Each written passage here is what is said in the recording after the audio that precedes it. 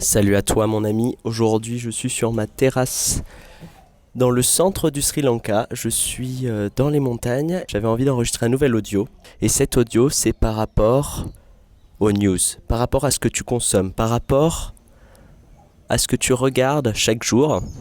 Je me suis rendu compte de quelque chose, c'est que les gens, beaucoup d'entre nous, ne sommes pas conscients du fait que ce que l'on consomme au quotidien va complètement changer notre opinion sur les choses, notre mood, notre énergie. Je te donne un exemple. Depuis 2 ou 3 ans, il y a énormément d'événements très négatifs qui arrivent sur la planète. Par exemple, le coronavirus, par exemple, l'invasion de l'Ukraine, la montée des prix, l'inflation, etc.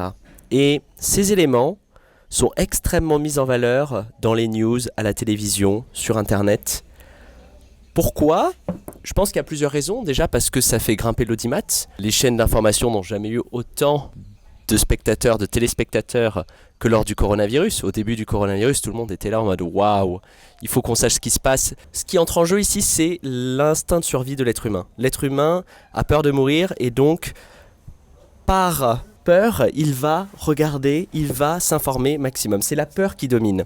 Et en fait, il y a aussi autre chose, c'est qu'il y a eu des études qui ont été faites il y a quelques années qui montrent que plus l'information est dramatique, plus la capacité d'attention d'un téléspectateur est forte et plus il se souviendra de ce qu'il a vu et notamment des publicités qu'il a vues après.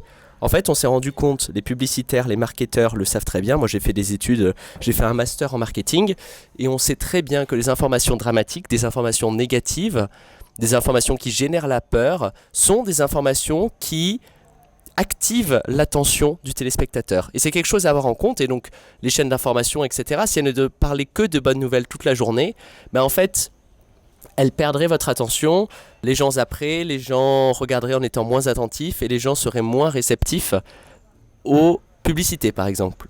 Donc, en fait, tout par de là, énormément d'informations négatives, énormément d'informations plus que négatives, j'irais même jusqu'à dire dramatiques. Et en fait, depuis 2 ou 3 ans, j'ai également observé une complète descente aux enfers de l'état d'esprit, du mood, de l'énergie, de l'enthousiasme des gens. Je vois tellement plus de négativité, j'entends tellement plus souvent parler de burn-out ou de gens qui sont pas loin d'être dépressifs ou de gens qui sont dans le dur en fait. Et en fait, ce que j'ai envie de vous rappeler aujourd'hui, c'est que ce que vous consommez, ce que vous regardez, ce que vous écoutez tous les jours, ça va impacter votre état d'esprit. Si tous les jours vous écoutez un petit audio positif de quelqu'un qui essaie de vous motiver, si tous les jours vous écoutez de la musique positive, vous écoutez de la musique enthousiaste, si tous les jours vous écoutez des choses focus sur la positivité, sur le bonheur, sur l'épanouissement ou sur des choses que vous aimez tout simplement, si vous êtes passionné de guitare et que tous les jours vous regardez des tutoriels de guitare, vous allez nourrir votre esprit de choses positives. Si au contraire tous les jours vous allumez BFM TV, vous regardez quelles sont les dernières news dramatiques. Et en plus de ça, on le sait très bien, c'est une fois qu'on allume la télé, on n'arrive plus à s'en détacher, on regarde et ça devient de plus en plus difficile de zapper et on devient même addict. Il y a des personnes qui sont addictes à ce sentiment de drama, à ce stress qui est créé pour le corps humain. Donc mon message aujourd'hui, c'est qu'est-ce que tu consommes tous les jours ? Qu'est-ce que tu regardes tous les jours ? Est-ce que tu consommes des choses positives ? Et j'irai même plus loin, j'aimerais parler d'un autre sujet qui est complètement lié, qui est le fait de vivre sa vie par procuration. Je vois beaucoup de personnes qui passent énormément de temps à regarder des séries, à regarder des films, à regarder la vie des autres sur les réseaux sociaux, sur Instagram. Et typiquement, moi ça fait 2 ans maintenant quasiment que je voyage à plein temps, donc de temps en temps je poste des vidéos, des photos de voyage, je partage un petit peu ce que j'apprends et ce que j'observe et ce que je vois. Et je reçois souvent des messages du type « Ah mais c'est super ce que tu fais, c'est extraordinaire, c'est top, continue de nous faire voyager avec toi, etc. » Et en fait, une fois qu'on m'a dit ça, ça a complètement fait tilt dans ma tête. C'est que je pense que la société d'aujourd'hui nous donne l'impression d'agir alors que l'on n'agit pas.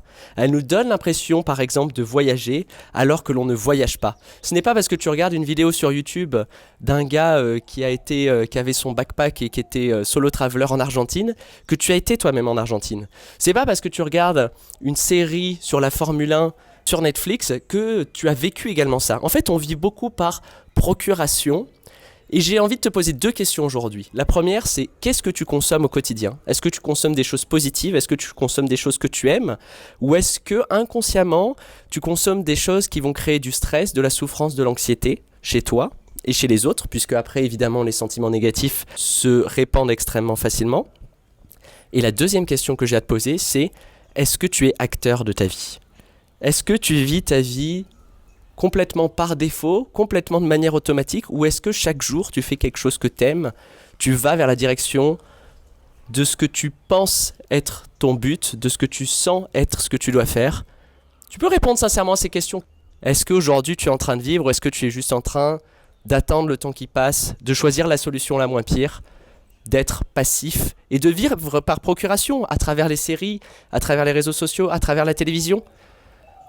On a la chance, chacun d'entre nous aujourd'hui, d'être sur cette planète. Si tu peux écouter cet audio, tu as la chance d'être sur la même planète que moi.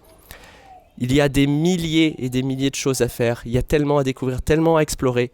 Il y a tellement de rencontres à faire. Il y a tellement de rêves à réaliser. Il y a tellement de bonheur à avoir au quotidien. Pourquoi se remplir de négativité?